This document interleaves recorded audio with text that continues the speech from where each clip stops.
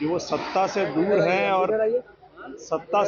हैं और जन सेवा करने के बजाय उनको जो लूट खसोट की आदत है वो उसका मौका उनको नहीं मिल रहा है। इस बात की दिक्कत है। कह रहे हैं चिराग पासवान को खुद उनके चाचा उनके विचार है, उनको शुभकामनाएं उसके लिए। नमस्कार, आप है न्यूज़ फॉर नेशन पर मैं आपके साथ अभिजीत सिंह। मुख्यमंत्री नीतीश कुमार का कैबिनेट को विस्तार किया गया है, जिसमें बीजेपी के कोटे से सिर्फ मंत्री बनाए गए हैं 7 विधायकों को। तो वहीं विपक्ष के द्वारा लगातार सवाल खड़े किए जा रहे हैं कि माइनॉरिटी के लोगों को एक भी मंत्री नहीं बनाया गया है, तो जिसको लेकर साफ तौर पर जमुई सांसद चिराग पासवान के पार्टी के सांसद हैं, जीजाजी हैं अरुण भारती से सब सवाल किया गया।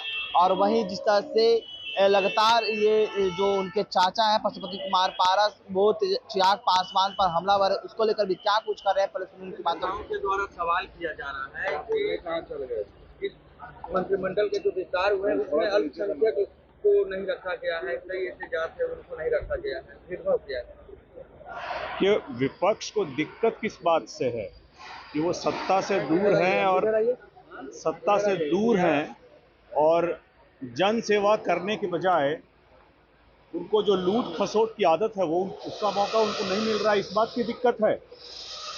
इसलिए ये मुख्यमंत्री जी का विशेषाधिकार है कि वो किसको मंत्री बनाए और काम को बेहतर तरीके से आगे बढ़ाने के लिए बिहार में विकास की रफ्तार को आपने देखा होगा किस तरह से सेंट्रल बजट में बिहार को ये स्पेशल पैकेज मिला है, जिससे और इसी सारे कामों को आगे बढ़ाने के लिए अगर दायित्वों को बांटने की जरूरत थी, जिसके लिए मुख्यमंत्री जी ने दायित्वों को सही तरीके से बांटा है, इससे बिहार में विकास की रफ्तार और तेजी से बढ़ेगी।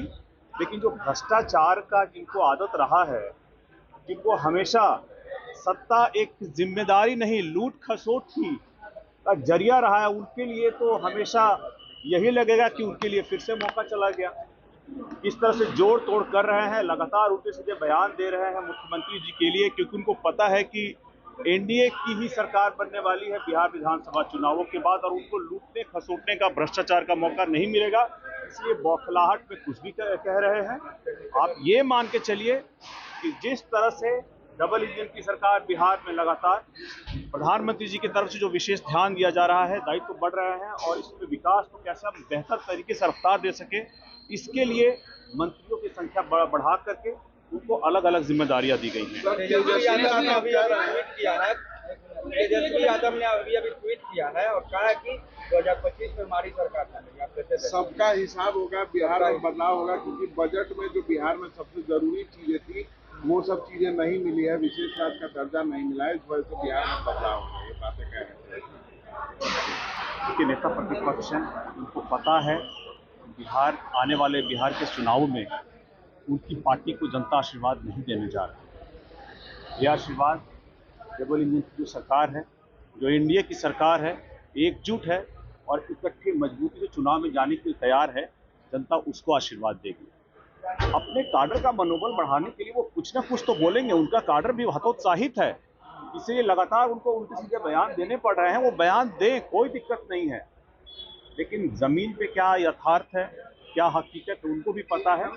ख्याली पुलाव बना रहे हैं, बनाते रहें, कोई बात नहीं है। हम लोग जमीन पे हैं, जब लगातार जनता से जुड़े हुए हैं, लगातार हम लोग भी अपना कार्यक्रम कर रहे हैं। तो हम लोग पूरी की पूरी हर सीटों पे तैयारी है और मजबूती से सब हमारे सारे एनडीए के नेता धरातल पर बने हुए हैं। वो सिर्फ ट्वीट कर रहे हैं जो ट्वीट हम लोग जनता के बीच में जाके अपना काम कर रहे हैं। सर, मुंगेर में महाशिवरात्रि के दौरान झांकी निकाली गई। झांकी में लव जिहाद को दिखाया गया और साफ तौर पे लिखा गया कि धर्म से अलग हटोगे तो कटोगे। कहीं कोई हर जगह फ्रिंज एलिमेंट होता है, वो लोग कुछ उल्टा सीधा निकालते हैं धार्मिक सौहार्द बिगाड़ने के लिए। हम लोग उस पर ज़्यादा ध्यान नहीं देना चाहिए। अच्छा, ये विधानसभा चुनाव नजदीक आने वाला है, क्या लगता है आप लोग भी तैयारियां कर रहे हैं विधानसभा चुनाव में? कितनी डिमांड रहेंगे लगभग, सीटों का तैयारी कर रहे हैं? अरे पहले भी कहा था कि तैयारी जो होगी हम लोगों की पूरे का पूरे 243 सीटों पर रहेगी और मुझे लगता है कि एनडीए का हर दल 243 सीटों पर ही तैयारी कर रहा है। गठबंधन में जब तय होगा ना कि कौन किस सीटों पे लड़ेगा, कितनी सीटों पे लड़ेगा, तो जहां वो चुनाव लड़ेगा मजबूती से चुनाव लड़ेगा। लेकिन जहां वो चुनाव नहीं लड़ेगा वहां गठबंधन के सहयोगियों को जिताने का काम करेगा। इससे तैयारी पूरी के पूरे 243 सीटों की होगी। कितने डिमांड गठबंधन की सीमाएं हैं, एक बार आपस में बात हो जाए फिर आपको भी बता देंगे। एक सवाल है सर कि दलित समागम जो है वो हिंदुस्तानी अवाम मोर्चा यानी कि जीतन राम मांझी की पार्टी कर रही है, तो क्या दलितों को अपने पाले में लाने के लिए ऐसे काम कर रहे हैं? तो आप लोगों को दिक्कत होगा इससे, वोट बैंक पे आप लोगों का असर पड़ेगा? नहीं, कोई दिक्कत नहीं होगा। अगर मांझी जी ये कर रहे हैं तो ये स्वागत योग्य कदम है। दलितों को हर तरह से जागृत करना, उनको अपने अधिकारों के बारे में बताना, उनको इकट्ठा करके उनको उनके अधिकारों के बारे में बताना तो अच्छी बात है। ये कर रहे हैं, हम लोग इसका स्वागत करते हैं। ये एनडीए को ही मजबूत करेगा। आप लोग शामिल होंगे क्योंकि संतोष सुमन ने कहा कि एनडीए के सभी घटक दल है, सभी लोग शामिल होंगे समागम में कल, तो आप लोग भी जाएंगे कल?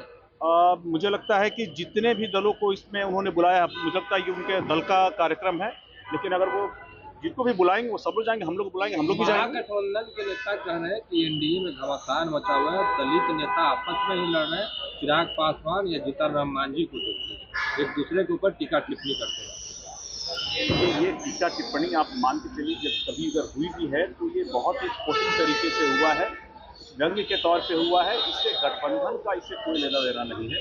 गठबंधन एक बड़ा उद्देश्य है, बड़ा लक्ष्य है, एक बड़ा व्यापक समझौता है।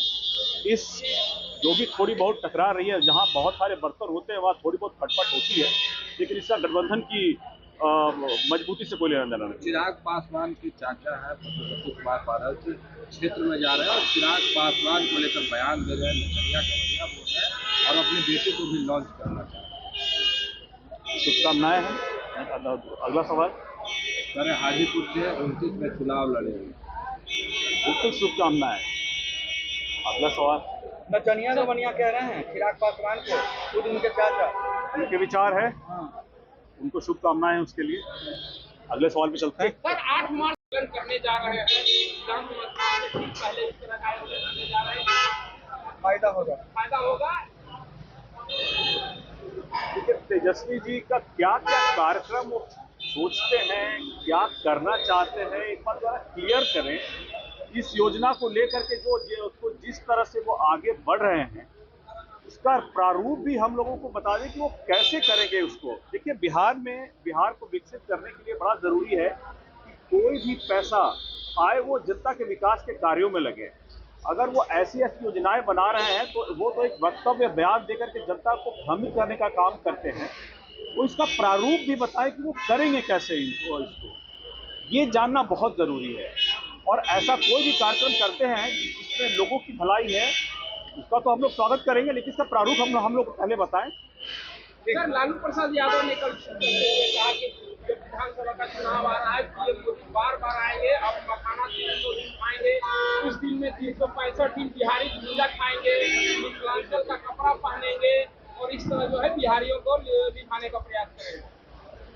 देखिए, बहुत सारी चीजें जो बिहार के अर्थव्यवस्था से जुड़ी हुई हैं, इन चीजों को अगर आगे प्रोत्साहित करने के लिए प्रधानमंत्री जी ऐसा कोई बयान देते हैं तो इसका स्वागत होना चाहिए, क्योंकि उनके बयान का, प्रधानमंत्री जी के बयान का मायना है।